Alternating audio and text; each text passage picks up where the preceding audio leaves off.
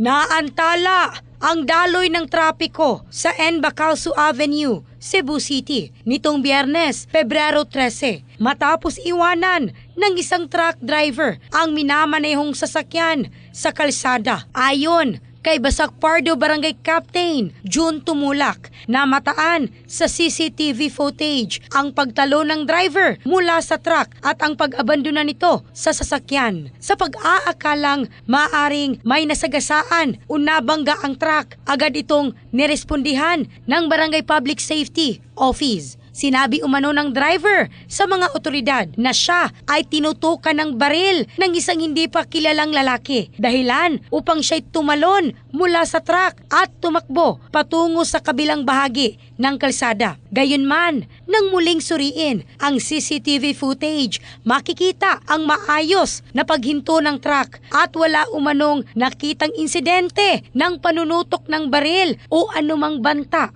sa driver. In the heart of changing lives, ako si Michelle Craste ng Brigada News Philippines, the Music and News Authority.